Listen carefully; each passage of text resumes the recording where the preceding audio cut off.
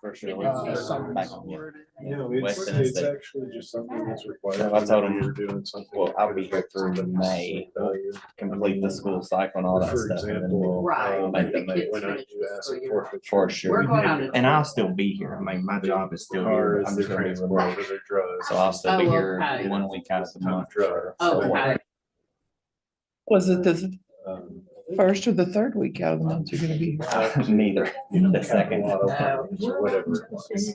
Jackson is home for us, so we're hoping to land somewhere in that proximity because that's where my wife is. That's where the state park is. Yes. Ultimately, they Our get first time as a family, whatever. we found about They still Yeah. have- They still Yeah. have. It's beautiful. I mean, West That's Tennessee. actually state park, I think, Yes. is- We're going to what May goes on a trip is to when we sell it, Memphis, they get their portion. Nashville. I don't know where. Yeah. I know that's how it works with that forfeiture.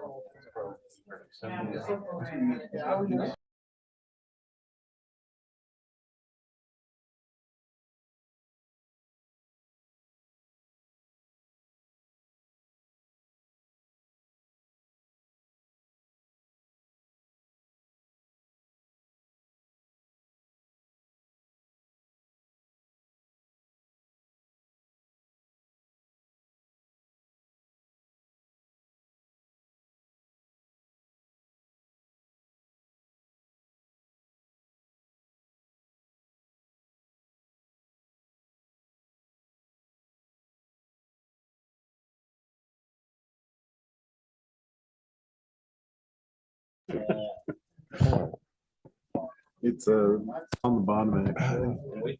This is the power button. How we mute it?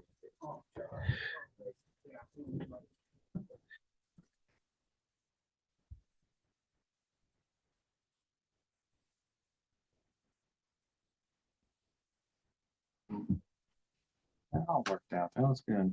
Yeah, I said that last I meeting. knew something. I knew. I didn't think it appropriate.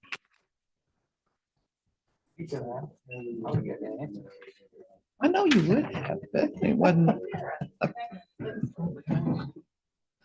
All right. Appreciate everybody's time. It is the call to order the February 20th, 2024 P and Z work session. At this time, we're open up for public comments. If anyone wishes to make a comment, please limit to 3 minutes and please state your name and city of residency for the record. I see no one online. Seeing none also in person, we'll close the public comment section and hand the meeting over to our planning director, Mr. Brian Chandler. All right. Thank you, Mr. Chair, members of the commission. And so we've got a short regular agenda. And this is just the Tolbert Love addition, 1 lot, 1 block subdivision. Any questions about that? Okay. All right, very good. And then I guess before we get into just updates from various items, I guess, is there anything in the director's report, any questions that about development, updates on what's going on per the director's report? Of course, the director's report includes status of active plats, council action.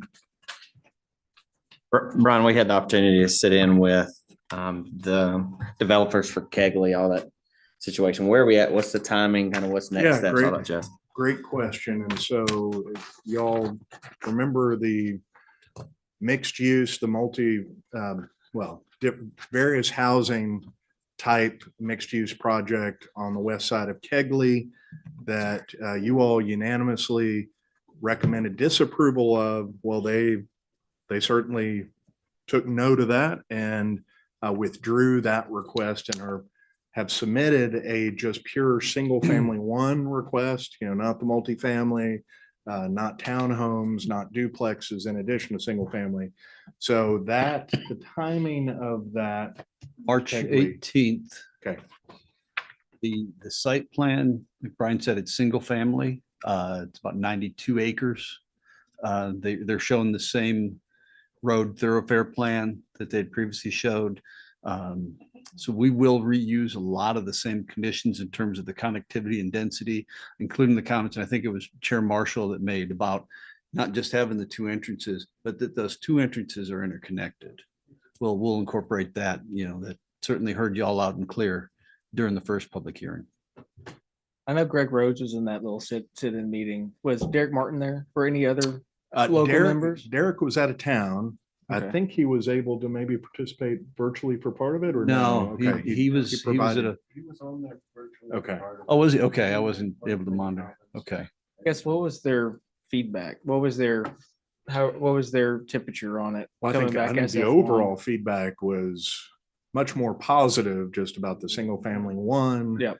And just, that we knew that the previous request was very complicated and, tried to help them find a way, an option or path to success.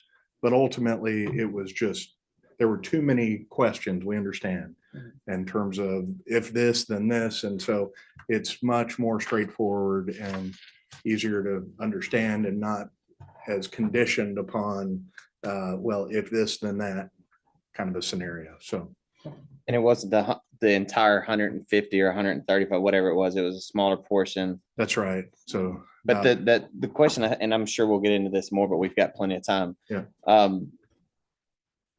The count of houses still remained at 300 in a much smaller area. I was wondering how that aligned with SF1 because SF1 has the larger Yeah. lot size. So So the way, that's a great question, because the way, because they were already limited to 300 dwelling units based on their access. yeah, And so it's, so essentially if they want to do a single phase that included a mix of multifamily, duplexes, townhomes, and single family with the previous submittal, they still would have been capped at 300 units. that's right. That's So, right. but that may, in the future, with additional access, perhaps to the west, they could have opened up the rest of the land for development. And so, yeah, it's a great question, but so it was just that this provides, I think, a little more certainty with single family one that, in which, perhaps all of that could be developed as single family one and still stay under 300 with the same access. Do we know if they're gonna come back with even if it's a mock site plan or I want not try to go the PD way, but No, with the and more- well, it still is a PD. It's still PD. Yeah. The site plan will look very similar to what was shown in the first request. They're not to the point of showing lots or internal streets, just the thoroughfares. So it'll be that same kind of three community collectors that was running through it, one north-south and two east-west going out to Kegley. And then the stub for the future extension over to Old Waco and Tanglehead.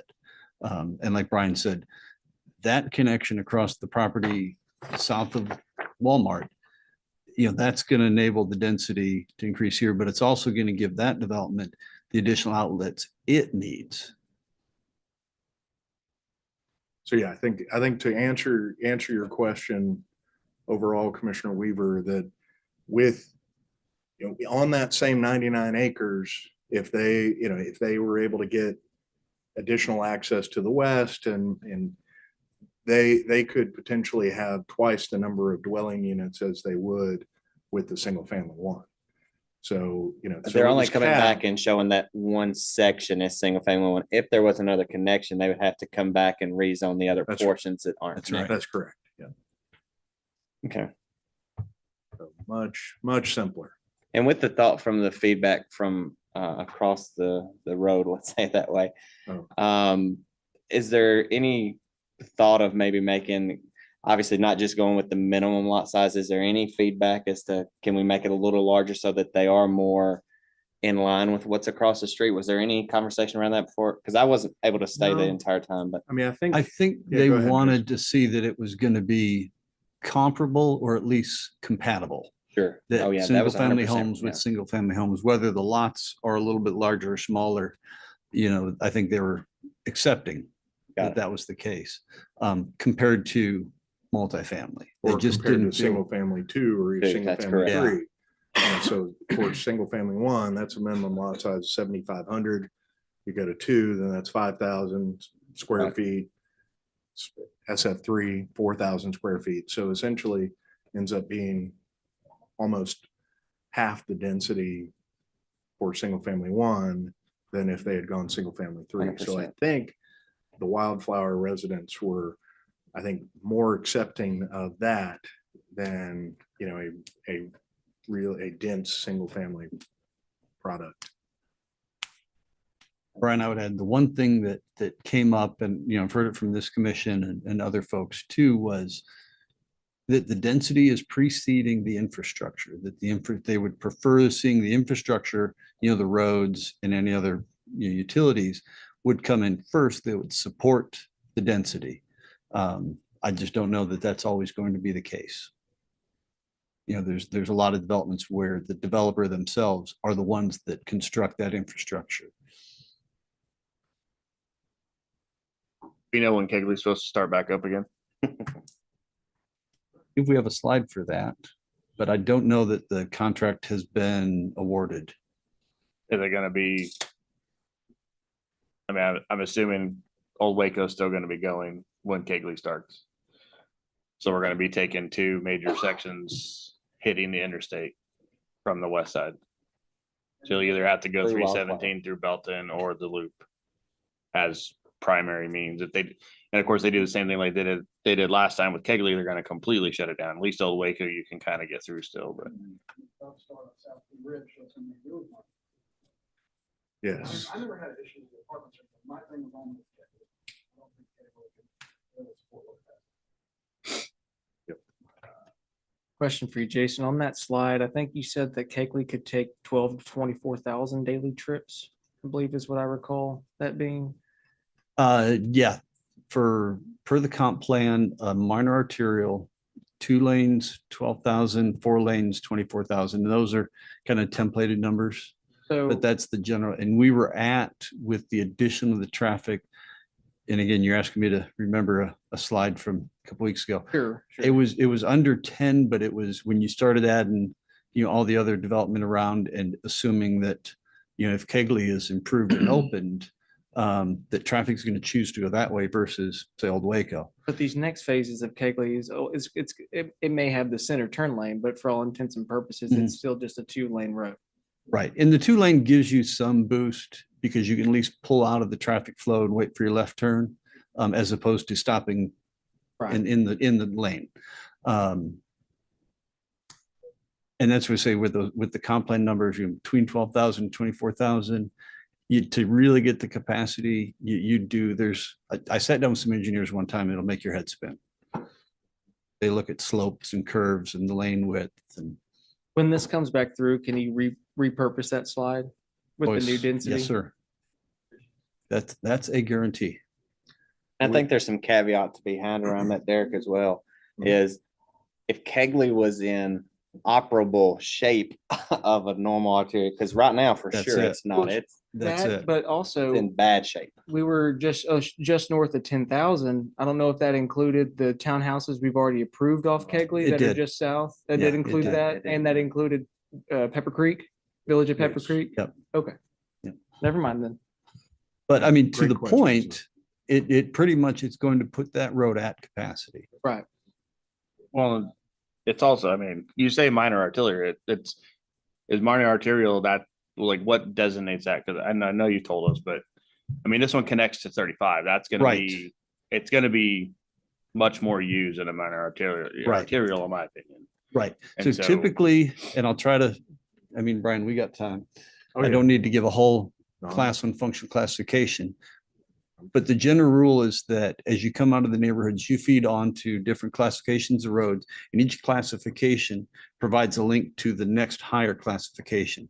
So arterials connect to interstates and expressway.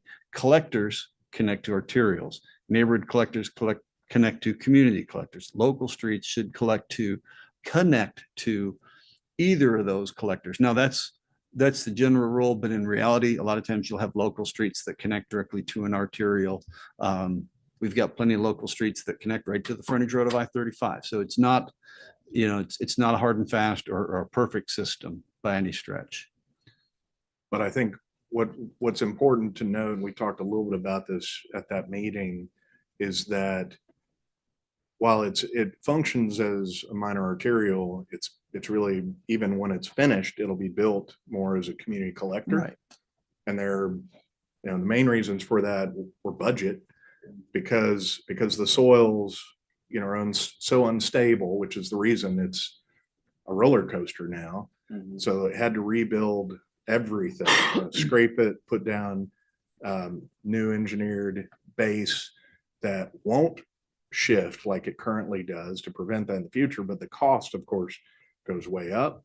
And so that's why it's 3 lanes plus right of way, in terms of challenges of acquiring additional right of way. So that's why it's 3 lanes. But of course, when those other north-south roads, South Pea Ridge, but mainly Old Waco Road, the outer loop, when that's complete, then that will certainly take some of that traffic off of Kegley. Those eastbound folks on Adams that want to get south will end up taking Old Waco Road instead of having to come to Kegley or go to the loop.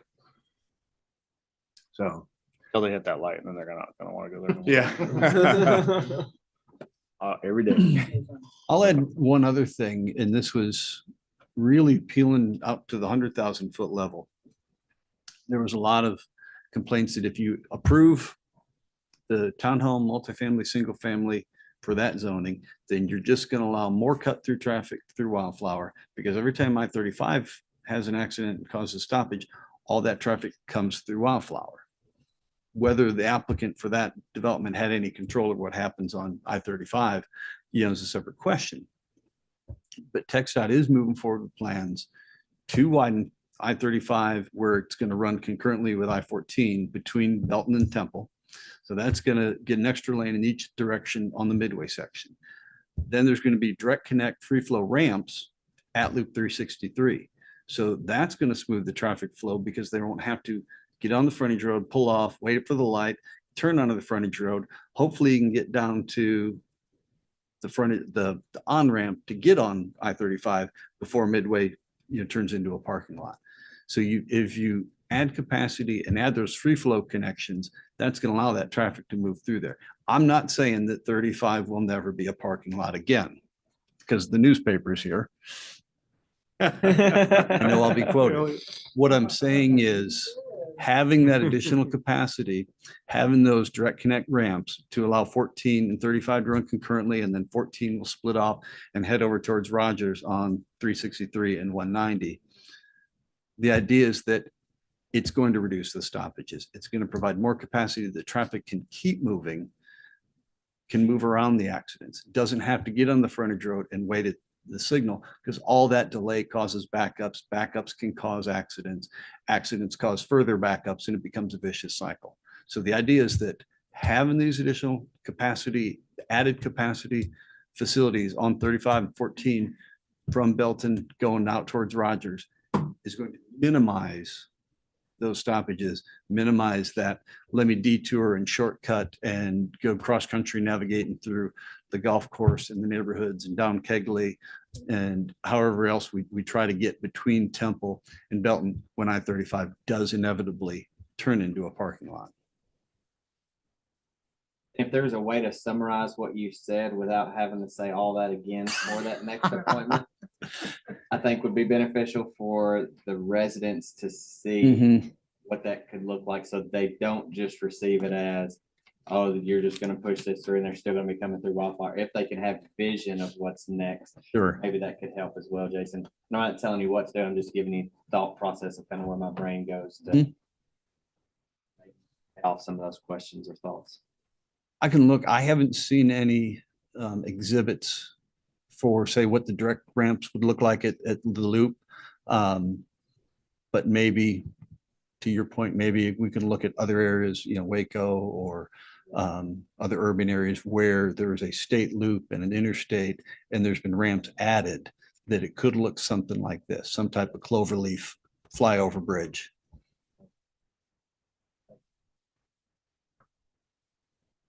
All right, well, that's also a good segue to, well, Jason is going to give a brief transportation update. So we will look at those, look at that slide, revisit the slide that our engineering folks had put together showing all of the different West Temple projects, and well, not just West Temple, but a lot of the growing pains in West Temple with all the different roads under construction in single time. So that it will be in a second, but before that, so looking at the potential to have an expanded consent agenda with plats that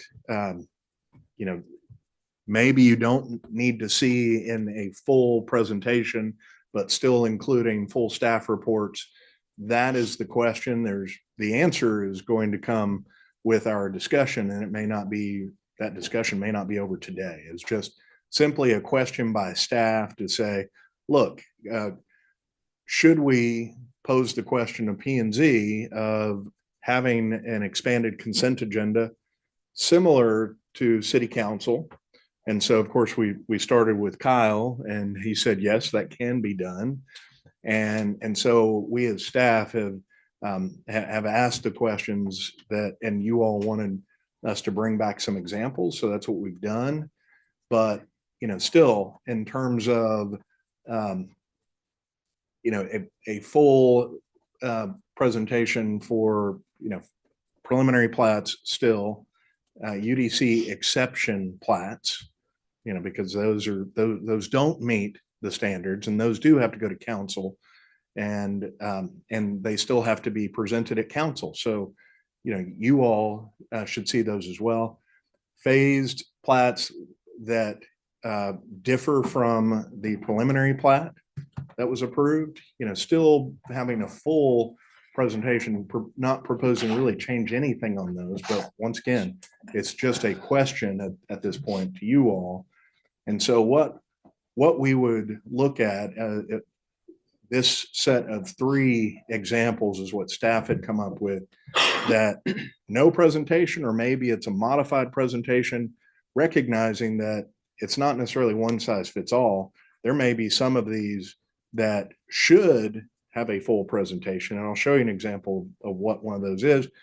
But looking at minor plats, so those would be administrative plats, except for the fact that the plat dedicates right of way, for a future widening of the street, that comes to you all, but otherwise it would just be administrative. So that's one that, okay, perhaps you all don't need a presentation, you just get the staff reports on that, or it's a shorter presentation, so it's a question.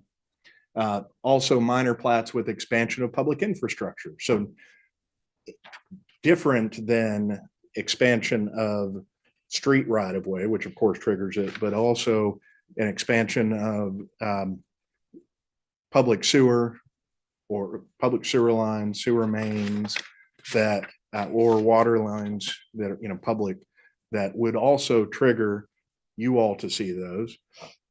And then perhaps final plats that have no significant changes from the approved preliminary plat. It's just a phase within the overall preliminary plat that you all have seen. Once again, just a question. It may just make sense to not do any of that, or to have some level of, hey, let's try that out and let's figure out which examples still should have a full presentation, even if it's kind of on the policy. And so starting with number 1, minor plats with right-of-way dedication. And so on the left, you've got Temple Prime Storage, which over in East Temple near the loop, but inside the loop, East Young. And so this was, gosh, drawing a blank, it's been less than a year. Yeah, this was last summer and fall. Okay. So less than a year ago, but on the left, you can see that that is a strip of right-of-way dedication that was required. That was the only reason it came to you all.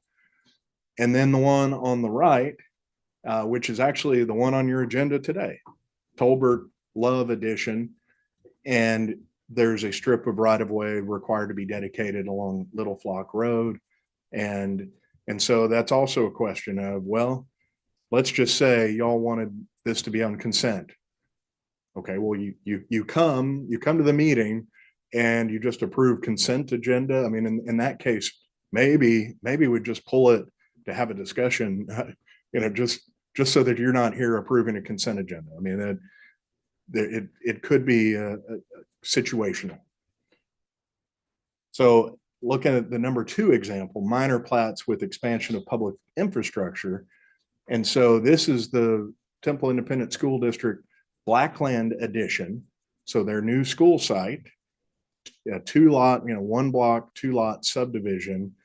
And so they need to expand the public water system to this project, put it on your agenda. And once again, this is kind of in that same part of, maybe it was during the summer or maybe it was last spring. It's been less than a year. But so if you did make a rule or a policy of, hey, if the expansion of public infrastructure is the only thing that puts it on P&Z agenda, either wouldn't need a presentation or a modified presentation, a short presentation. This is one of those where you probably look at that and say, well, the public impact for a project like this, that's school district, future school site, you know what, this one would probably still make sense to have the full presentation. But so yeah, that was the example for number 2, that just to show that, okay, there are definitely examples that may not fit the rule. The exceptions to the rule still might warrant a public discussion. Of course, not a public hearing, but a public discussion. And number 3, the plats on consent agenda with no presentation, final plats that have no significant changes. This one is, sorry. Okay, that's right. That's Lake Point Phase 2A. But point is, there was a larger preliminary plat on the west side of that is 317, and there were no changes. And so that is an example of the 3rd option up for consideration. And just remember that even if we're in agreement that there should be some level of expanded consent agenda items, you all could pull it, no problem. That's, council does that. And so you would have that authority, and certainly that would be expected. You would still receive the full staff report. And we're going to talk a little bit later, just based on the last meeting, in terms of, especially for zoning cases, there may be more information that you want to see in your staff reports. And then, of course, that last one, staff will bring forward any plat that is deemed worthy of the commission's review, or there ought to be a larger public conversation about it, such as the TISD school site. All right, so next we're going to get into just an update based on some of the questions from the last workshop, but just let's open up the discussion about potential consent items. I think if we maintain the ability to bring it in front, I mean, that puts extra work on the planners to potentially have a full presentation, but I think for the most part, most of that makes sense. We don't need a 5-minute report on a right-of-way easement or utilities, but if we have questions, otherwise we can either do it during a workshop, or we can and not have to pull it, and then we can talk about pulling it for a presentation during a workshop, and just use this time, better, obviously. So yeah, I mean, we're happy to take a look at that, and it's not, you know, to be fair here, this is not about limiting the amount of work that staff does. This is about what makes the most sense, really, for your time. Y'all are the volunteers. So, or the applicant's time, so it's really about streamlining the process where it's needed.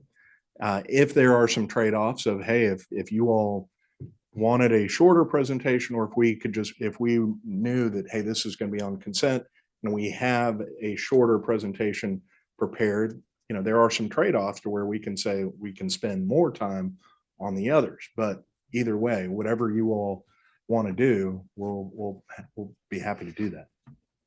I think when this was originally presented, I'm the one that brought up the example, so I greatly appreciate the examples. I think it makes sense. I agree with JD. I think this process, streamlining it, I'm all about. I shared my concern last time. I don't want us to turn into a rubber stamp by any means, and I don't think this does that by any means. So I appreciate the thought process of saving time. So I'm a strong advocate for this process, as long as the understanding is. And let me ask this question. So when we say commissioners can pull, is it that it has to be a general consent, or is it one commissioner can say, hey, I want to pull this item? How does that part of the process work? Just Yeah, one person? Just one. Okay. Yep. That's the only Great question I had that was outstanding. Okay. For pulling them, if a commissioner wanted to have one pulled, we get, if a meeting's on a Monday, roughly, we get the packet on Wednesday or Thursday prior to when it gets posted and all that kind of stuff. Is there for us to assist the city staff? Obviously Monday at 4:30 is not a good time to ask for one to be pulled. Is there any? Yeah, is there this not a mandated cutoff or anything, but a timeline that the city would request for us to make those decisions? I think if you were to tell us, say, by noon on Monday, or by noon of the day of P and Z, that would be fine. But either way, we're going to operate as though we would at least have a small presentation ready.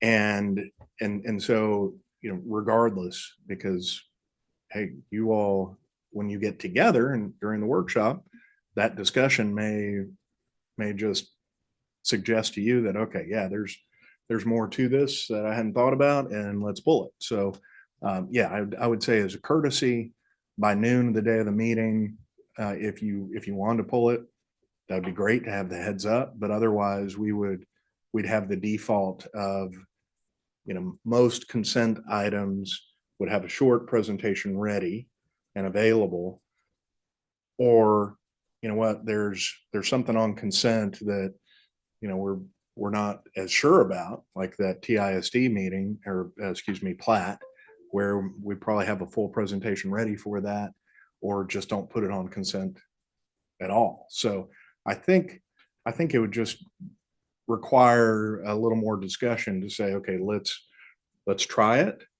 And of course, if you all are pulling all of the items that we put on consent, then we'll realize that we probably missed something, so I think if we need more discussion, we're happy to do that. Or if it's just, hey, let's try it out, and and probably have a more standard 5 o'clock workshop start time, to have more discussion, and of course earlier if we've got specific items on the workshop to present.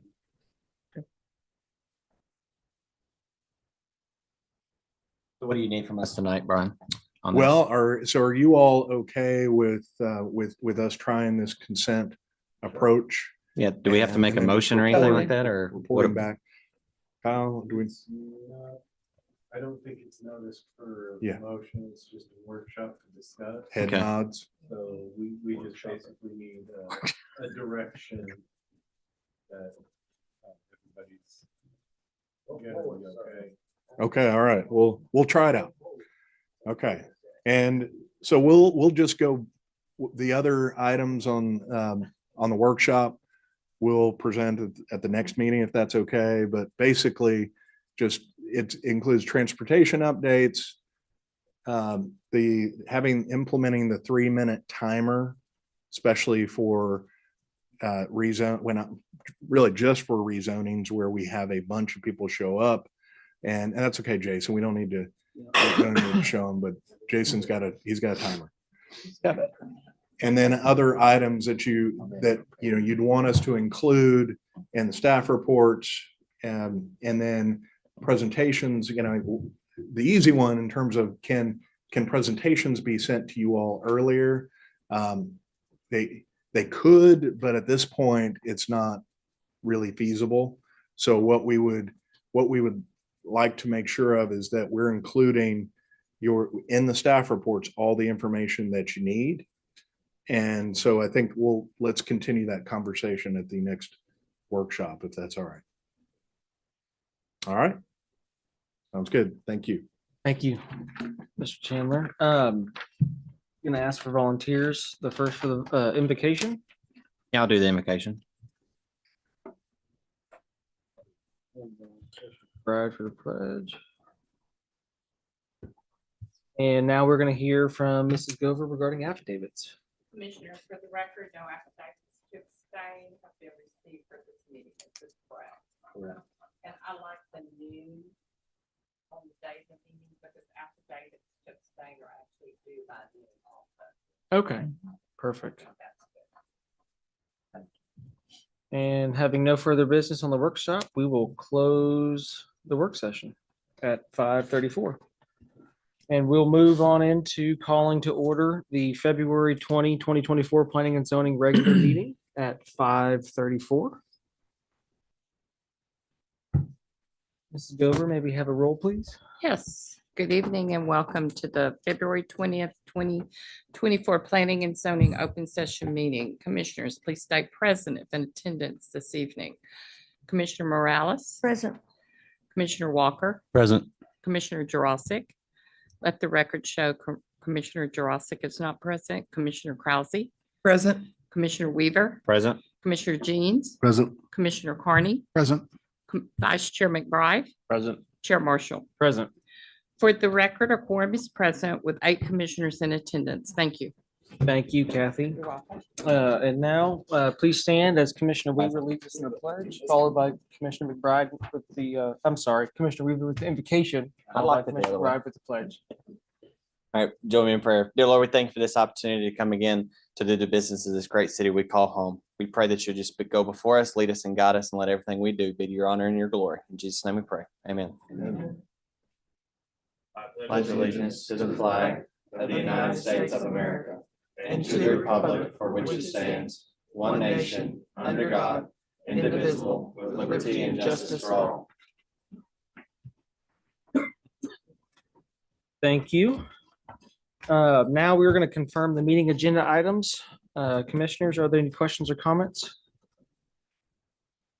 Seeing none, the agenda items will be approved by general consent. And now we are going to open up public comments. If there are any public comments, please limit your comments to 3 minutes, and please state your name and city of residence for the record. Seeing none online. Seeing none in person, we will close the public comments. We'll move on to the consent agenda. On the consent agenda is the approval of the minutes from the Planning and Zoning Work Session and regular meeting of February 5th, 2024. Commissioners, are there any questions or comments about the minutes? Seeing none, the minutes are approved by general consent. And we'll move to item number 5. FY-24-5-PLT, consider and take action on the final plat of Tolbert Love Edition, a 0.975 acre, 1 lot, 1 block residential subdivision situated in the Maximum Merino Survey, Abstract 14, within the extraterritorial jurisdiction of the city of Temple, Bell County, Texas, and addressed as 4498 Little Flock Road. This case will be presented by Transportation Planner, Mr. Jason Beckman. All right, thank you, Chair Marshall. Good evening, Commissioners. There's no exceptions requested on this plat, so P&Z is the final authority. So this is located on the east side of Temple along Little Flock Road. It's just shouting distance away from the landfill to zero you in. And you can see on the aerial photo in the upper right-hand corner, it's a large rural tract. It is in the ETJ, but it's in our plat regulation area, the agreement that we reached with Bell County that plats that are immediately adjacent to the city fall into our purview. Just under an acre. And they're carving out a new lot from existing tract to put a new home. In between when this was originally submitted and that aerial photo was taken, and when I went out for my site photos that you'll see in the next slide, the new home is now an existing home. And since it's in the ETJ, it's in the county, there's no building permit requirement. So they were within their rights to do that. But then the lot's carved out and it's being divided up between the family members. So the new home is family member of the existing resident. There is a shared driveway that will be, provide access for both those homes. And there is an easement shown on the plat. And the only reason that this plat is coming before you tonight is Little Flock Road is shown as a major arterial on our thoroughfare plan that requires dedication of right of way, and it's in Temple ISD School District. So here's your site photos. You can see it's a rural area, not a major thoroughfare at this point, but at some point may need to be, hence the right of way dedication. And in the upper left, you can see both of those homes and that shared driveway that's going to provide the access to Little Flock Road. So it's not much of a right of way dedication, 0.0241 acres, about 8 feet deep, that they're dedicating out the front of it. And you can see how the remnant lot that tract will just wrap around the back. It's future development map, as I mentioned, major arterial. And I was going to mention on the topo utility, you see that there's 2 water meters down here. It's served by the rural water supply company and covered by septic. So there's no city utilities that serve this property. And again, here's the thoroughfare plan. The industrial being the landfill property. So that concludes, staff recommends approval of the final plat of Tolbert Love Edition. That concludes my presentation. I'll stand by if you have any questions. Thank you, Mr. Deckman. Commissioners, any questions or comments? Seeing none, if there are no more questions, I will entertain a motion. Make a motion. I was just gonna say this doesn't require a public hearing, so sorry.